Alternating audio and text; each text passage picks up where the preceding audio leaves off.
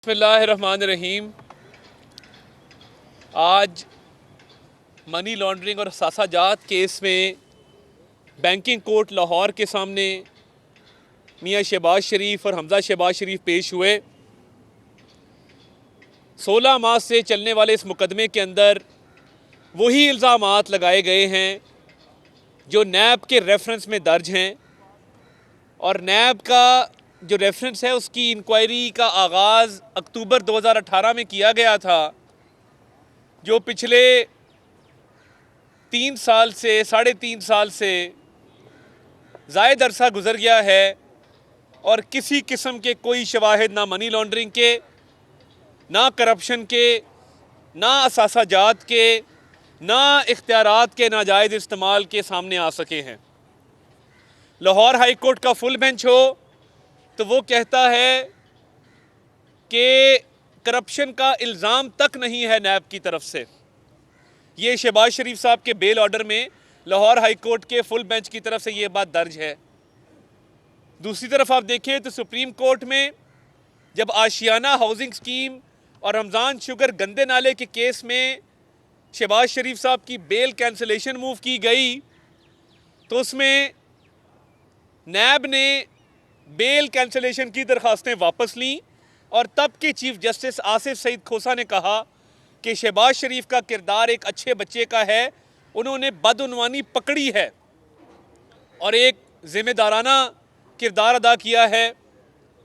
तो ये जो सियासी इंतकाम है, जो इमरान नियाज़ी साहब की ख्वाहिश है कि शहबाज शरीफ साहब को रोज़ वो सुबह उठते हैं और इस ख्वाहिश का इजहार करते हैं कि शहबाज शरीफ को गिरफ़्तार किया जाए और एक अच्छे मुलाजिम की तरह शहजाद अकबर, जिसने नैब की मुलाजमत से अपने कैरियर का आगाज़ किया था, वो रोज़ इमरान नियाज़ी साहब को यकीन दिलाता है कि शहबाज शरीफ साहब की गिरफ़्तारी अमल में लाई जाएगी। टीवी की हद तक, मीडिया ट्रायल की हद तक, ऐवान वज़ीर आज़म के कमरों की हद तक तो बहुत बड़े बड़े दावे किए जाते हैं, इल्ज़ामात लगाए जाते हैं, मगर आज तक किसी किस्म का सबूत सामने नहीं आ सका। अदालतों में आते हैं तो मुंह की खानी पड़ती है। अल्लाह ताला के फजल से आज फिर वही हुआ कि जज साहब ने पूछा कि 16 माह गुजर जाने के बावजूद FIA तहकीकात मुकम्मल क्यों नहीं कर सका। 16 माह गुजर जाने के बावजूद अदालत के सामने मुतज़ाद बयानात क्यों दिए जा रहे हैं और किसी किस्म का कोई गवाही, कोई सबूत, कोई शवाहिद पेश नहीं किए गए। अदालत के दायरा इख्तियार को चैलेंज किया गया 13-14 माह गुजर जाने के बाद। तो ये तख़ीरी हरबे जो FIA अपना रहा है, ये हमें सब नज़र आ रहा है कि शहजाद अकबर इसके पीछे है और इमरान नियाज़ी की ख्वाहिश है कि 16 अरब कह के इस केस को मुतनाज़ा बनाया जाए और एक इंतकाम की सियासत को मज़ीद फ़रोग़ दिया जाए। मैं आज मीडिया के सामने इस बात को रद्द करता हूँ कि ये 16 अरब का केस है। बनाने को आप 400 अरब का बना दें, जो आपके मुंह में आए, जो आपके दिल में आए, आप कहना शुरू कर दें 16 अरब मुलाजमीन, 16 अरब मुलाजमीन। ये हम थक गए हैं, हमारे कान पक गए हैं। अदालत में आके क्यों नहीं बात करते? अदालत में ज़बान को ताले क्यों लग जाते हैं? अदालत में आके फाइलें खाली क्यों हो जाती हैं? क्योंकि है कुछ नहीं, सिर्फ मीडिया ट्रायल की हद तक अपने आका को खुश करने की एक स्कीम है। और हमारे सुनने में ये भी आया है कि बाहर जाने वाली बात तो कंफर्म हो गई, बेरोज़गार होने जा रहे हैं शहजाद अकबर साहब। तो आज मैंने हमारे सीनियर काउंसिलर अमजद परवेज़ साहब, उनकी लॉ फर्म के हवाले से उन्हें पेशकश की है कि जितना गंदा कानून आपने पढ़ा हुआ है और जिस बुरे और भोंडे तरीके से आपने कोई लॉ प्रैक्टिस, जिसको टुड्डी पज्जी कहते हैं, वो की है, तो हम आपकी लीगल ट्रेनिंग करने को तैयार हैं। अमजद साहब के दफ्तर में एक इंटर्नी की पोजीशन खाली है। आप जब उनसे रुजू करना चाहें, आपकी कानूनी तरबियत और इखलाकी तरबियत दोनों हम सर अंजाम देंगे और आपको सिखाएंगे कि कानून होता क्या है। तो ये इंटर्नशिप को हम अपग्रेड भी कर सकते हैं आने वाले वक्तों में आपकी कारकर्दगी को देखते हुए, मगर ये जो बेड़ा गर्क किया है इसके लिए हम शुक्रगुजार भी हैं कि आप जैसा नालायक आदमी अगर ना होता तो हम किस तरह ये साबित करते कि हमने कुछ नहीं किया, क्योंकि आपने झूठे केसेस बनाए, हमें सुरखरू होने का मौका दिया। बहुत शुक्रिया, मुश्किलें हमने काटी हैं। 2 दफ़ा आपने शहबाज साहब को जेल भेजा, 22 माह आपने हमजा शहबाज शरीफ को जेल भेजा। तो अब वक्त आया है कि जो आज फॉरेन फंडिंग के केस में स्क्रूटनी कमेटी ने अपनी फाइंडिंग्स दी हैं, इमरान नियाजी साहब को उस पर मुस्ताफ़ी होना चाहिए।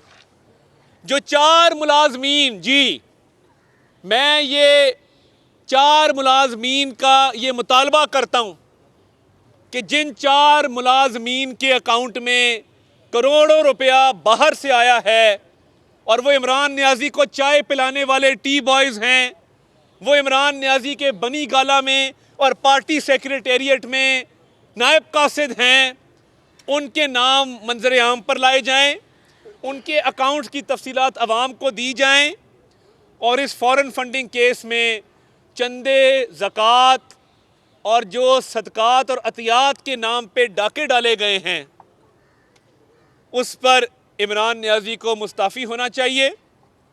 और ये अब समझ आई कि फॉरेन फंडिंग केस में बार बार स्टे ऑर्डर क्यों लिया जाता था, इलेक्शन कमीशन के दायरा इख्तियार को क्यों चैलेंज किया जाता था, और फॉरेन फंडिंग के अंदर ये बात क्यों की जाती थी कि इसको सीगा राज में रखा जाए, कुछ तो है जिसकी पर्दादारी है।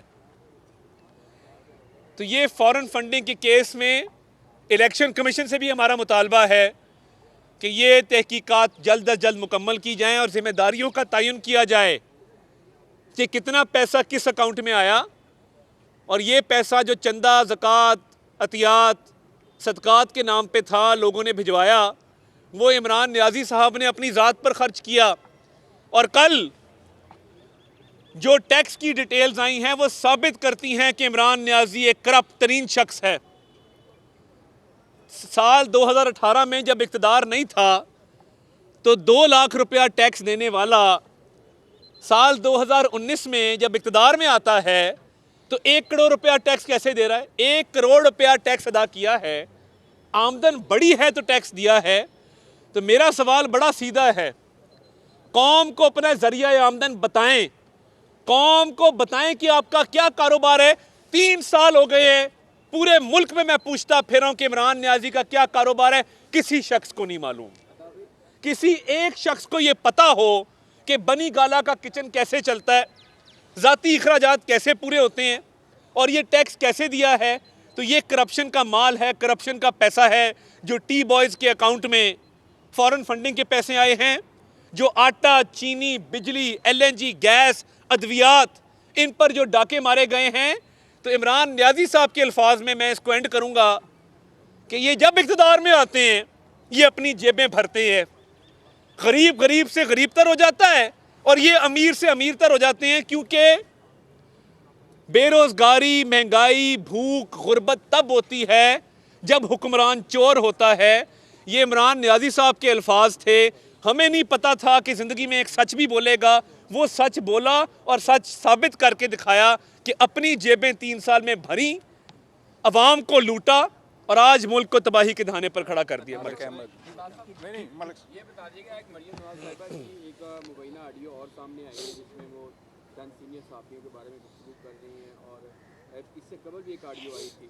तो ये ऑडियो का सिलसिला कब तक जारी रहेगा, ये ख़त्म कब होगा? देखिए, हम जब भी अवामी इश्यूज़ पे बात करते हैं कोई ना कोई ऑडियो लीक हो जाती है। मैं समझता हूँ ये मामूल की बात है और इसका पता लगाना चाहिए कि ये ऑडियो हर ऐसे मौके पे क्यों आती है और किस तरीके से इसको जो है वो मंजर आम पे लाया जाता है। हमारी जमहूरी पार्टी है, हमने बड़ी जद्दोजहद की है आज़ादी इज़हार राय के लिए। मरियम नवाज शरीफ साहिबा ने बड़ी जद्दोजहद की है और जब आपको याद होगा वकला तहरीक में मियाँ नवाज शरीफ निकले थे तो वो सिर्फ वकला तहरीक के लिए नहीं निकले थे, वो मीडिया की आज़ादी के लिए भी निकले थे। तो हमारी आज़ादी इज़हार राय के लिए, मीडिया की आज़ादी के लिए बड़ी खिदमात हैं और हमने हमेशा मीडिया की आज़ादी के लिए अलम बुलंद किया इस मुल्क के अंदर। और आप देख लें कि हमारी हुकूमत में जो प्रेस फ्रीडम इंडेक्स है, पाकिस्तान किस नंबर पे था और आज प्रेस फ्रीडम इंडेक्स पे पाकिस्तान किस नंबर पे है, जो रिपोर्टर्स विदाउट बॉर्डर्स एक तंजीम है, उसके जो अदाद शुमार है अगर उनको देखा जाए तो आपको पता लगेगा कि पिछले 3 साल में आज़ादी इजहार राय को भी सल्ब किया गया है, मीडिया हाउसेस का इस्तेहसाल किया गया है मुआशी तौर पे। आप अपने कैमरामैनों से पूछें जिनको 2-2 महीने तनख्वाहें नहीं मिलती इस हुकूमत की वजह से। तो देखिए, हमने तो मीडिया को आज़ादी भी दी, मीडिया के फ़रोग के लिए काम भी किया, तो अब इस तरह की ऑडियो लीक्स करके मेरा ख्याल है ये तासुर ज़ायल नहीं किया जा सकता। जो मर्ज़ी कर लें, हकीकत सबके सामने है। भाई ये ऑडियो थे परवेज़ रशीद साहब और मरियम नवाज साहिबा की है, 2 बंदों की ऑडियो और आपके अपने सीनियर रखी ना, उनकी ऑडियो लीक कौन कर सकता है, किसने की होगी? देखिए, अब ये तो पता लगाना, मेरा ख्याल है पता लगाना चाहिए कि ये कब लीक हुई, कैसे लीक हुई, ये कब की है, ये किस सन में बात हुई या नहीं हुई, ये असली भी है कि जाली है। तो ये मेरा ख्याल है वक्त गुजरने के साथ ये तमाम हकायक सामने आ जाएंगे। Thank you. Thank you.